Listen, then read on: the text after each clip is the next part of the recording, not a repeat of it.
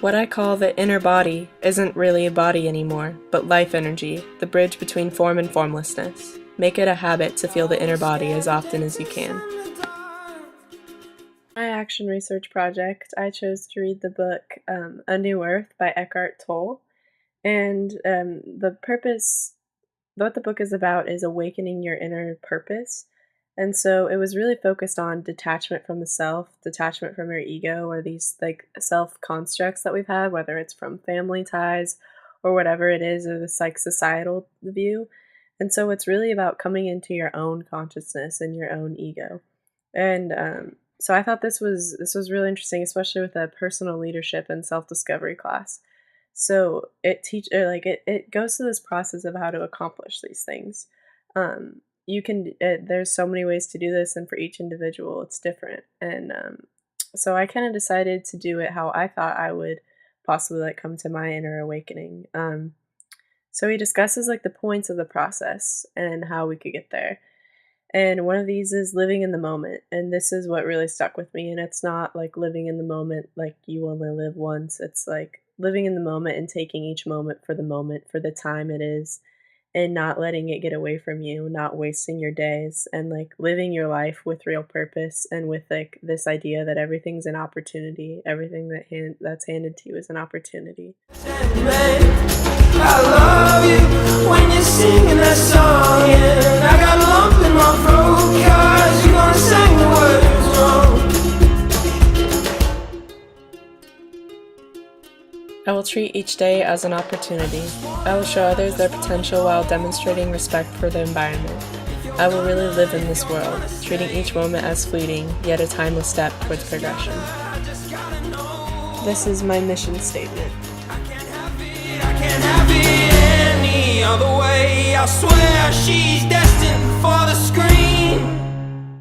As for my action research project, what I really wanted to do was lead this sort of spiritual kind of journey, I guess you could say. So what I did is I got a group of a few of my friends and asked them to find one person that they felt they could get really vulnerable with, and the vulnerability was kind of the important part of this because I wanted this to be a relational leadership project. I've always felt that I've gotten most out of the relationships and talking to people, and not that leadership can't be done independently, but I feel like with relationships you can, even if they're not even speaking, as we kind of talked about with the trust circles, it's just somebody there and it makes it feel like your problems are more real. Even if they're not even responding to you and saying any of their answers, you can kind of figure out the things for yourself, which is ultimately what this book is about.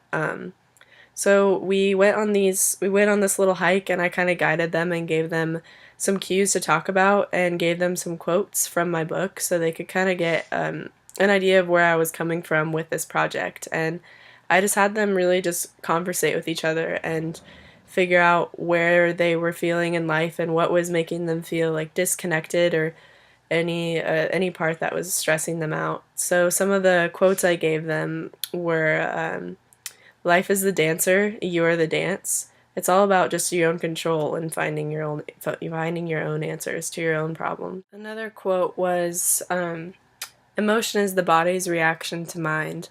And so this is the idea that you create every moment, you create what you want out of it.